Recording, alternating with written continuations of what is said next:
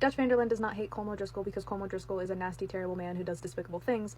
Dutch van der Linde hates Colm O'Driscoll because Colm O'Driscoll mirrors everything that Dutch van der Linde is that he doesn't want to accept. But wait, I hear you cry. The O'Driscoll gang was definitively way worse than the van der Linde gang. Yes, to a degree, I do agree with you. I think that they were pretty severe and gross in some of the things that they did that the van der Linde gang did not do. But, in practice, they are doing the same thing. They are taking from people, they are killing people, they are criminals, they are running across the country from the law, doing a lot of bad shit. Fundamentally, they were founded for different reasons, but in practice, they are doing the same thing. And truthfully, the big reason that they even have this feud is because Dutch was the one to kill Colm's brother, and self-admitted by Colm, he didn't really care about his brother all that much. Colm retaliates by then killing Dutch's lover. That does a lot to Dutch's ego and hurts him. Not trying to say it shouldn't, I mean, that's a pretty big deal, and anybody would be pretty mad about that.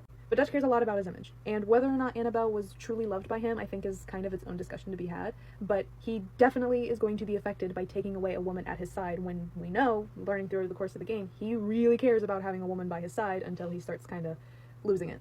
But Colm O'Driscoll is not this super intimidating, super big, super burly, super commanding man. He's just kind of some old guy who happens to lead a gang of people, the same way that Dutch is.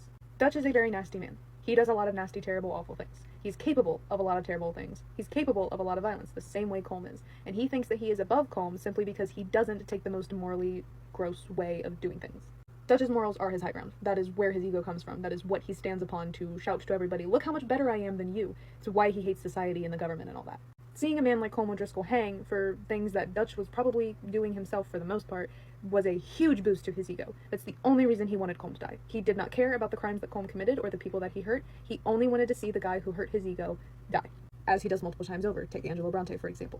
Sure, Kieran gets accepted by the gang, taken in and kind of converted, I guess. And that's not even the right word for it, because it wasn't Dutch doing anything that made Kieran part of the gang. It was just Kieran's nature to not be confrontational, and if we assume he was telling the truth, he didn't run with the O'Driscolls for very long, and he didn't even like Colm to begin with. So of course he's going to fall in with people who are at the very least feeding him and not beating him.